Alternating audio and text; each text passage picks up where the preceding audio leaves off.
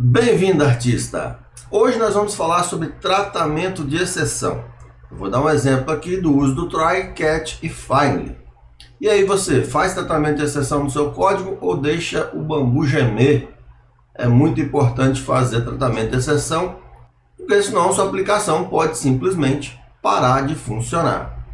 O exemplo que eu vou passar é um exemplo bem besta. É um exemplo bem simples para entendermos o tratamento dentro de um método. Mas não perca que nós vamos falar aqui sobre centralização de tratamento de exceção numa classe middleware.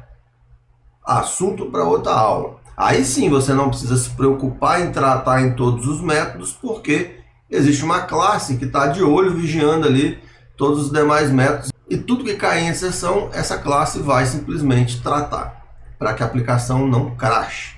Mas às vezes você precisa tratar sim. Tá? E o exemplo que eu vou dar aqui hoje é um exemplo onde precisa sim tratar dentro daquele contexto. Senta um tapa no like aí, se inscreva no canal e deixe seus comentários aí sobre tratamento de exceção. Eu quero ver comentários sobre tratamento de exceção, se é importante, se não é, quando fazer, quando não fazer, e se você já teve algum problema sério de aplicação crashando por causa de falta de tratamento de exceção. Deixa no comentário aí que é um assunto que vai revirar. É um assunto delicado. Vamos para o código ver isso aí. Já deixou o like, né? Então vamos lá para o código ver isso daí. Aqui eu deixei o seguinte, ó. Deixei aqui uma classe bem simplesinha para nós podermos imaginar um tratamento de exceção. Criei a classe estática mesmo, testando a exceção. Criei aqui, vamos imaginar que esse método salvar dados iria salvar os dados lá dentro do banco de dados. Recebe o objeto e faz a treta toda para poder salvar os dados. E aqui no programa principal eu chamei, né? Instanciei um gato, passei aqui o gato, falei assim, ó, salva esse gato. Claro que nós não vamos mexer com o banco de dados agora. Depois que ele terminar de salvar e tudo dar certo, ele vai cair e vai cair nessa linha de código aqui e vai escrever no terminal passou. Se eu fizer aqui, vou provocar um problema, que é o quê? Uma divisão por zero, famosa divisão por zero, que não pode existir na programação. Então, se eu fizer y recebe y dividido por x, eu estou dividindo 10 por zero. E aí vai dar pau. E o retorno aqui deveria ser true. Se eu compilar esse código, beleza, compilei, ele chegou aqui. Quando ele bater nessa linha, vai dar erro. Ó, deu erro. Division by zero exception. Ok. O que vai acontecer aqui agora? Vida que segue? Uai, fechou meu programa. A aplicação crashou. Crashou a aplicação. Já era. Então o que acontece? Se eu fosse salvar no banco de dados, não conseguisse conexão com o banco de dados, o próprio comando que eu fiz para poder inserir o valor dentro do banco de dados tivesse errado, a aplicação ia simplesmente cair, ia crashar e pronto, é isso que acontece. Eu não tenho tratamento local nenhum dentro desse projeto aqui. Se tivesse tratamento de exceção centralizado, não iria crashar a aplicação. Mas quem chamou isso aqui também não saberia que passou ou não passou, iria continuar a execução do projeto. Vida ia seguir, mas não iria ter problema. Como eu faço um tratamento aqui, ó? Usando o try catch. Primeiro nós vamos ver o try catch, que aí eu consigo capturar até a exceção aqui, ó, que vai dar. Eu tento fazer uma coisa, e se não conseguir, né, que é o caso, isso aqui não vai dar certo, ele cai dentro do catch. E o que o catch faz? Se eu não fizer nada aqui, não vai acontecer nada, mas eu poderia simplesmente falar assim, reto falso, não consegui fazer. Agora, se ele fez, eu retorno true. Posso até botar aqui dentro, ó.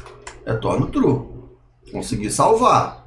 E eu não tenho que dar o commit, né? Então eu vou chamar aqui o commit, mas se der exceção, eu vou chamar o rollback.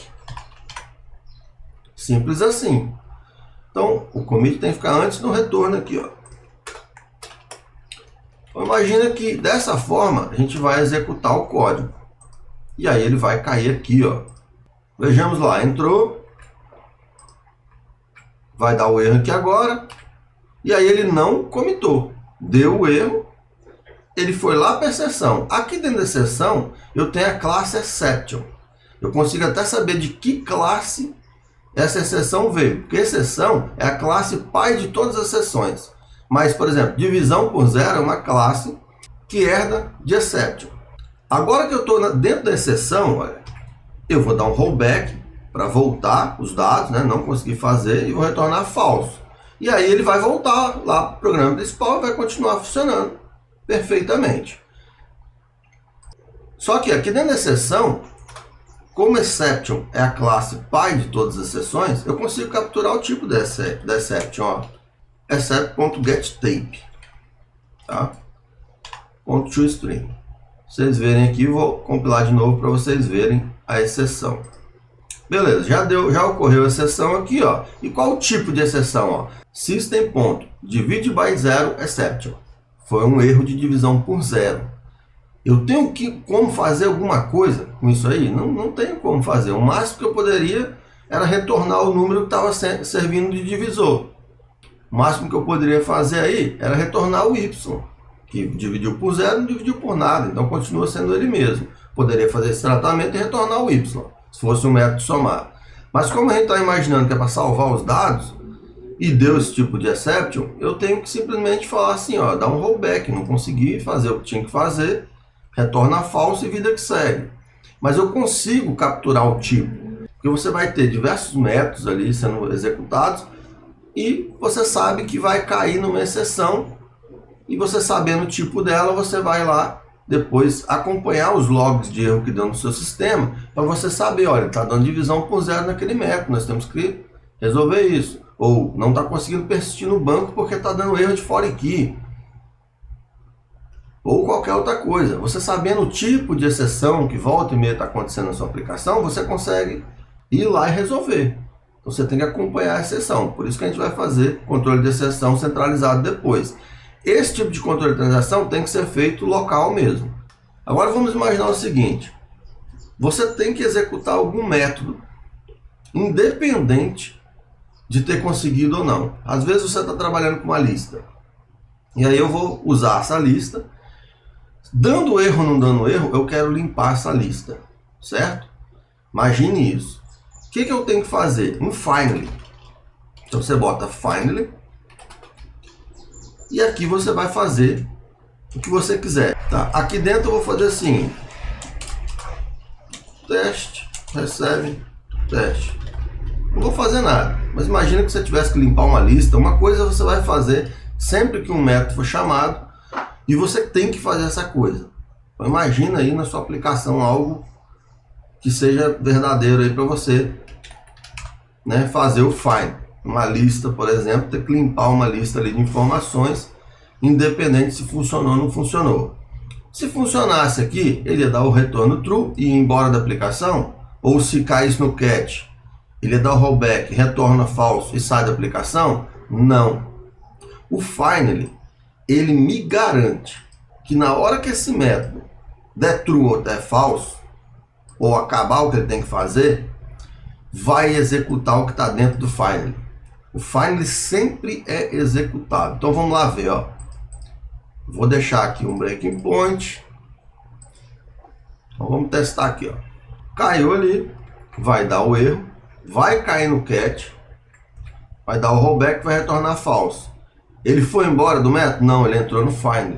Então ele vai lá no find fazer o que tem que fazer para depois ir embora. Se desse certo ou errado, a mesma coisa, tá bom? Independente se der certo ou der errado, o find me garante que aquele método que eu colocar aqui dentro vai ser executado com problema ou sem problema. O find me garante a execução daquele bloco de instrução, tá bom? Essa é a característica do find. Finalizou? Vem aqui para mim que eu tenho coisas a fazer. Se deu certo ou não deu, o find não está preocupado com isso. Ele tem que fazer alguma coisa. O exemplo que eu posso dar é, por exemplo, essa lista. Então, pego uma lista de coisas que eu tenho que fazer. Peguei uma lista de pessoas, eu tenho que mandar um e-mail para elas. Aí eu peguei, tem 10 pessoas na lista. Eu vou dar um loop nessas pessoas, vou mandar o e-mail para cada uma delas num bloco try catch e find. Por quê? Se eu conseguir, beleza. Se eu não conseguir, catch, tranquilo, tento para o próximo. Terminei as 10 pessoas, talvez algumas não conseguiram receber o e-mail estava errado, eu estava sem e-mail, enfim, deu erros, mas eu não tenho o que fazer. Depois do finally, eu vou lá e marco, né? Eu arranco todo mundo da lista, ou faço qualquer coisa com essa lista aí, ou checo quem recebeu, quem não recebeu, e aí, para quem recebeu, eu já dou um check lá que ela recebeu a mensagem, e para quem não recebeu, eu tento enviar de novo, enfim. Então, o try, catch, find combinado serve para isso. Simples assim, e esse é um tratamento dentro de um método exclusivo. Bom, esse exemplo aí é um exemplo bem simples de tratamento de exceção, mas a gente pode criar os nossos tratamentos de exceção também. Como a gente viu ali, deu um divide by zero exception. É uma exceção, né? Que já está aqui, ó, já é do próprio framework. Herda de arithmetic exception, então, ou seja, arithmetic exception é uma exceção, é uma classe que trata exceções aritméticas, que vem da system exception. E a divisible by zero exception herda de arithmetic exception. Então, é bem bacana se a gente entrar dentro das classes e ver como é que elas funcionam, né? Da onde elas vêm. Então, se eu tenho aqui o arithmetic exception herdando de exception, eu também não posso fazer o mesmo, não? Vamos ver se a gente consegue. Então, se eu vir aqui, ó, vou criar uma classe aqui, ó, Emanuel Exception. Vou criar uma public class Emanuel Exception herdando de exception. Olha só o que eu tô arrumando, hein? Construtor, não vou fazer nada, mas aí quando eu chamar a minha exceção, eu vou fazer o seguinte, eu vou lá no base e vou passar uma mensagem. Emanuel pisou aqui. Pô, beleza? Quando levantar uma exceção do meu nome, Emanuel pisou aqui. Então aqui, por exemplo, ó, o nosso erro, vamos botar que fosse um erro de for key, hein? Emanuel pisou aqui, deu um erro de for key. Tentou salvar no banco, crashou, caiu na exception. O que eu vou fazer? Rollback, entrou, new, Emanuel Exception. Ó, entrou new Emanuel Exception. Posso fazer isso? Posso. Vamos lá ver o que acontece. Ele vai ter que printar o que está aqui dentro. Ó. Então eu posso criar uma exceção, né, personalizada, herdando de exception, e fazer o que eu quiser lá dentro. Então, suponhamos que você fosse fazer uma conta bancária, fazer uma movimentação bancária. Ó, caiu aqui no Emanuel Exception. Vamos ver aqui no console. Tem que estar printado aqui, ó. O Emanuel pisou aqui, ó. Então, ocorreu a exceção. Printou aqui o que a exceção está fazendo, a parte dela. E vida que segue. Você pode criar uma exceção, herdando aqui de exception, e fazer o tratamento aqui dentro. Mas suponho que eu quisesse jogar com log, pegar um stack trace, enfim. Vamos pegar o stack trace? Acho que vocês estão interessados em pegar o stack trace aqui. Então, aqui dentro eu não estou fazendo nada, estou passando para a base a mensagem. Mas ao invés de fazer isso, eu vou pedir aqui, ó, a exception, a inner exception, e aqui embaixo eu passo a exceção para dentro de mim mesmo, né? E aqui dentro eu consigo fazer, ó, inner exception.stacktrace. Eu jogo isso aqui para uma string. Var stacktrace recebe o stacktrace que está lá dentro, só para a gente poder ver aí. Var teste recebe nada. Só para me botar um breakpoint aqui, ó. E aí vamos lá ver, ó.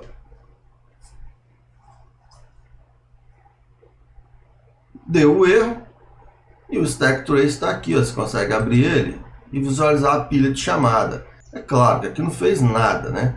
A exceção ocorreu na linha 43, dentro desse arquivo, ao chamar esse método aqui. Lá no programa principal, módulos, testando exceções, salvar dados, deu um erro na linha 43 dentro dessa classe aqui, ó. Dentro desse dentro desse arquivo aqui. Então ele me informa até a linha do erro, ó, que aconteceu, linha 43, ó, linha 43 desse arquivo aqui, certo? Belezura demais, muito bom trabalhar as exceções. E na próxima aula nós vamos falar sobre o tratamento de exceção como um todo, para você colocar um tratamento genérico e centralizado dentro do seu projeto, para poder, em certos casos, você não precisar ficar fazendo try-catch dentro de todos os métodos que você tem. Você não vai fazer isso, obviamente. Mas nesse caso, que a gente está exemplificando de salvar dados em banco de dados, tem que ter um tratamento de exceção sim, inclusive abrir transações para poder lançar os dados no banco de dados. Se por acaso não conseguiu lançar os dados, tem que dar um rollback e não salvar nada, certo? E aí eu gostaria que você deixasse sua opinião nos comentários. Esse tratamento de exceção é importante ou não é? A gente viu aqui que a aplicação crashou. Eu não tenho um tratamento de exceção centralizado. E aí? É importante? O que você acha? Deixa aí nos comentários. Sim ou não? É importante ou não? Tem muita coisa bacana que a gente consegue fazer com tratamento de exceção centralizado, porque tudo vai cair lá. Tudo que não for tratado. Por exemplo, esse método foi tratado. Então, a exceção que ocorreu aqui não iria cair dentro do método de exceção base, a não ser que eu quisesse, poderia fazer. Podia chamar o base, né? Base exceção, falar assim, ó, trata disso aqui para mim, eu já tratei, mas trata aí você também, talvez você queira fazer alguma coisa. E lá dentro a gente faz o quê? A gente pode pegar tudo que der exceção e jogar dentro de um log. A gente pode alimentar um banco de dados de log de erro, ou mesmo um arquivo texto, e depois a gente ficar de olho. Mas ali dentro daquela classe exception, eu tenho trace ID, eu tenho toda a pilha de chamada. Com a pilha de chamada, eu consigo saber em qual método deu o problema. Se eu tenho um método dentro do outro, chamando um, chamando o outro, eu tenho uma pilha de execução de métodos. O trace, né, o stack trace, ele me dá essa mensagem, né, dos 10 métodos que eu estou tendo que executar aqui, eu cheguei nesse e deu esse problema. Então, quando eu bato o olho no stack trace, eu consigo saber exatamente aonde dentro do meu código deu exceção e a exceção que aconteceu. Você dá uma divisão por zero num método qualquer, calcular a área do triângulo, eu vou lá e vejo o que está acontecendo dentro desse método. E aí vou lá e consigo resolver. Então, tratamento de exceção, para mim, é muito importante. E o tratamento de exceção genérico, onde você pega o tipo de exceção e trata aquele tipo de exceção, cada exceção, da sua forma, melhor ainda, tá? Era isso que eu queria passar hoje. Espero que tenham gostado desse vídeo. Programar é arte. Valeu!